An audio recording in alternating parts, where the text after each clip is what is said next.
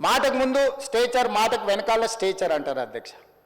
మీ stature పట్ల ఉన్న మీ ఆలోచన, మీ పట్టింపు ఈ స్టేట్ ఫ్యూచర్ పట్ల లేదా అధ్యక్ష? నేను అడుగుతున్నా, ఈ స్టేట్ ఫ్యూచర్ వద్దా? ఈ స్టేట్ ఫ్యూచర్ వద్దా?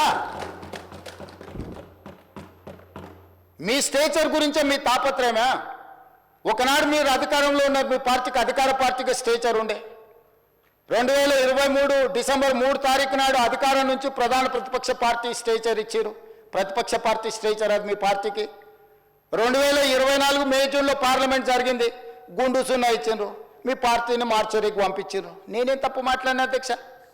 ఏమన్నా నేను? ఆనాడు మీరు అధికారంలో ఉన్నారు, స్టేచర్ ఉండే, తర్వాత ప్రతిపక్షం స్టేచర్ పడిపోయింది, ఆ తర్వాత గుండు సున్నా వచ్చి 8 డిపాజిట్లు పోయినాక మార్చరీలకు పోయిందని అన్న అధ్యక్ష. నేనేమన్నా అధ్యక్ష? అందులో తప్పేముంది అధ్యక్ష?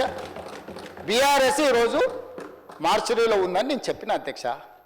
దాన్ని ఒక వ్యక్తిని అన్నట్టుగాను, పెద్ద ఆయన్ని చంద్రశేఖరరావు గారు నేను అన్నట్టుగా హరీష్ రావు గారు, కేటీఆర్ గారు చిత్రీకరిస్తున్నారు అధ్యక్ష. అంత కుత్సిత స్వభావం నాకు లేదు అధ్యక్ష.